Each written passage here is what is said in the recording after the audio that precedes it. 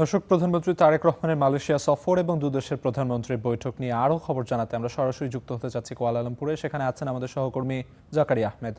জাকারিয়া, যেমনটি আসলে আমরা বলছিলাম যে প্রধানমন্ত্রী তারেক রহমানের এই সফর ঘিরে কিন্তু প্রবাসী বাংলাদেশি সহ পুরো দক্ষিণ এশিয়ার আসলে চোখ কিন্তু এখন প্রধানমন্ত্রীর এই সফরের দিকে। যেমনটি আসলে বলছিলাম, দুই দেশের প্রধানমন্ত্রীর বৈঠক চলছে, তো বৈঠকের কি কি খবর আপনার কাছে রয়েছে এবং কোন কোন বিষয় আসলে বৈঠকে আলোচনা হচ্ছে বলে আপনি জানতে পেরেছেন? আমার ঠিক পিছনে যে কার্যালয় দেখা যাচ্ছে মালয়েশিয়ার প্রধানমন্ত্রী আনোয়ার ইব্রাহিমের কার্যালয়, এখানেই প্রধানমন্ত্রী তারেক রহমান, মালয়েশিয়ার প্রধানমন্ত্রী আনোয়ার ইব্রাহিম, তারা দুজনই বৈঠকে বসেছেন বাংলাদেশ সময় সকাল ৮টায় এবং মালয়েশিয়ার স্থানীয় সময় সকাল ১০টায়।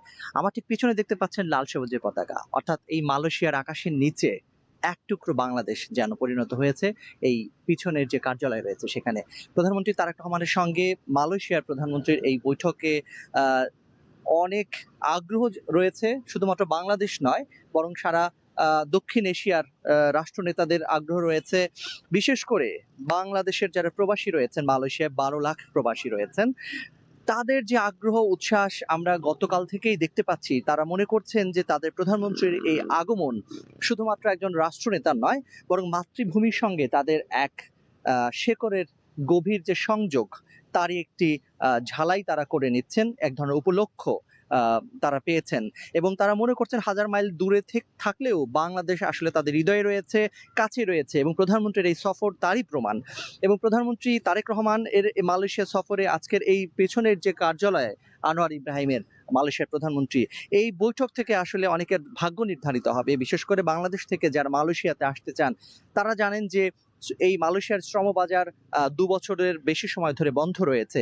১৯৭৮ সালে শহীদ প্রেসিডেন্ট জিয়াউর রহমানের হাত ধরে মালয়েশিয়ার শ্রমবাজার খুলে দেওয়া হয়েছিল। বাংলাদেশের থেকে মালয়েশিয়াতে যারা আসা শুরু হয়, এরপরে নানান কারণে, নানা সংকটের কারণে প্রায় ৫ বার এই শ্রমবাজার বন্ধ হয়ে যায় এবং সবশেষ ২০২৪ সালে বাংলাদেশের শ্রমবাজার মালয়েশিয়ার জন্য বন্ধ রয়েছে। ঠিক এই সংকট খুলে দেওয়ার যে নতুন সম্ভাবনা, সেটি সেই সম্ভাবনাকে কার্যকর করার জন্যই প্রধানমন্ত্রী তারেক রহমান মালয়েশিয়া সফর করছেন। কারণ তাকে অনেক দেশের রাষ্ট্রনেতারাই দাওয়াত দিয়েছেন নির্বাচনে বিজয়ী হওয়ার পর, সরকার প্রধান হিসেবে দায়িত্ব নেওয়ার পর। কিন্তু তিনি মালয়েশিয়াকে বেছে নিয়েছেন।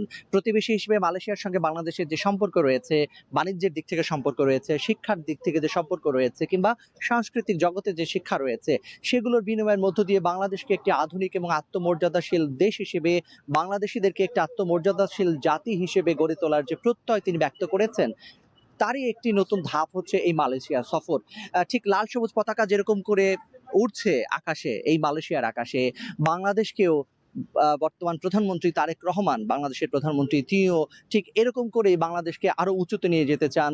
বাংলাদেশের অর্থনীতিকে, ভেঙে পড়া অর্থনীতিকে তিনি নতুন জায়গায় নিয়ে যেতে চান, যে কারণে তার মালয়েশিয়া সফর। এবং আজকে এই প্রধানমন্ত্রীর কার্যালয়ে এই জাকারিয়া, সফরের যেমনটি আমরা পরে জানতে পেরেছি, প্রধানমন্ত্রী তারেক রহমান কিন্তু এই বৈঠকের পরে সে দেশের সুলতান অর্থাৎ রাজা সুলতান ইস্কান্দারের সঙ্গে তিনি কিন্তু বৈঠক করবেন, এমনটি আমরা জানতে পেরেছিলাম। তো আসলে প্রধানমন্ত্রীর এই সফরসূচিতে আর কি কি রয়েছে? তিনি তো আবার চীন সফরেও যাবেন, তার আগে আসলে মালয়েশিয়া আর কি কি রয়েছে?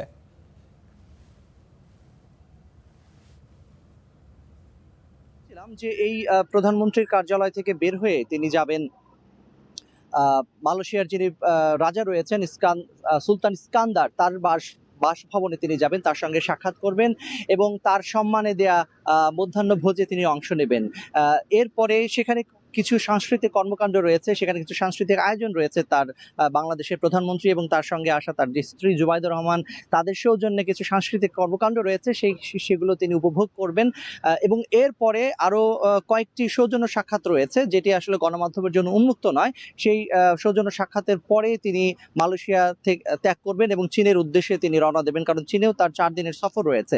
এবং আজকে সকালে তিনি যখন এই কার্যালয়ে এসেছেন, মালয়েশিয়ার প্রধানমন্ত্রী আনোয়ার ইব্রাহিমের কার্যালয়ে এসেছেন, তার স্ত্রী জুবাইদা রহমানকে সাথে করে, তখন আমরা দেখেছি যে তাকে কিভাবে রাষ্ট্রীয়ভাবে বরণ করে নিয়েছেন মালয়েশিয়ার প্রধানমন্ত্রী আনোয়ার ইব্রাহিম।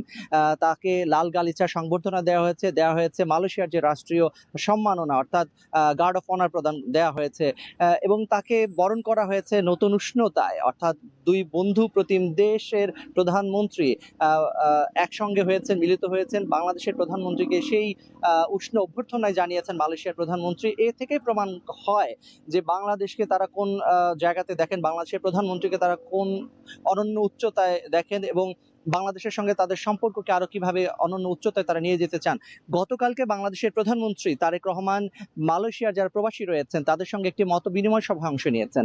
সেখানে তিনি বেশ কয়েকটি বিষয়ে আভাস দিয়েছেন। আজকে প্রধানমন্ত্রীর সঙ্গে তিনি কোন কোন বিষয়গুলোকে তুলে ধরবেন, কোন বিষয়গুলোর উপরে জোর দিবেন, এবং একটি বিষয় পরিষ্কার যে মালয়েশিয়ার যে শ্রমবাজার রয়েছে, যে সম্ভাবনা রয়েছে, যেটি আটকে আছে, বিশেষ করে নতজানু পররাষ্ট্রনীতি যেটি ছিল গত ১৬ বছরের, তিনি সেটি উল্লেখ করেছেন এবং বলেছেন যে সেই নতজানু পররাষ্ট্রনীতির কারণেই বাংলাদেশকে বিভিন্ন জায়গায় বিশ্বের অনেক দেশের সঙ্গেই যে সুসম্পর্ক সেটি রাখতে সমর্থ হয়নি, সেই জায়গাগুলো তিনি পুনরুদ্ধার করতে চান। দেশের সঙ্গে প্রতিবেশী তো বটে, বরং বিশ্বের অন্যান্য দেশের সঙ্গে তিনি সুসম্পর্ক বজায় রেখেই বাংলাদেশকে একটি অনন্য উচ্চতায় নিয়ে যেতে চান। তারই প্রথম ধাপ, অর্থাৎ সরকার পরিচালনার ৪ মাসের মাথায় তার এই প্রথম সফর মালয়েশিয়াতে, যেই যাত্রা আজকে মালয়েশিয়া থেকে তিনি গতকাল শুরু করেছেন, সেই যাত্রা অব্যাহত থাকবে। এখানে যারা প্রবাসীরা রয়েছেন তারাও বিশ্বাস করছেন কিংবা প্রত্যাশা করছেন তাদের যে সংকট, সম্ভাবনা, না বলা কষ্ট, সব কষ্ট তার এই সফরের মধ্য দিয়ে ধুয়ে মুছে পরিষ্কার হয়ে যাবে, দূরে চলে যাবে, নতুন সম্ভাবনার দুয়ার উন্মোচিত হবে, এবং তাদের জীবনের পরিবর্তন যেমন আসবে, ঠিক তেমনি বাংলাদেশকেও তারা বিনির্মাণ করতে পারবেন, অনন্য উচ্চতায় নিয়ে যেতে পারবেন। ঠিক স্বপ্নের যে বাংলাদেশের পরিকল্পনার কথা বলেছেন তারেক রহমান, তার সেই স্বপ্নের বাংলাদেশ তিনি বিনির্মাণ করতে পারবেন। সবার সহযোগিতা তিনি চেয়েছেন।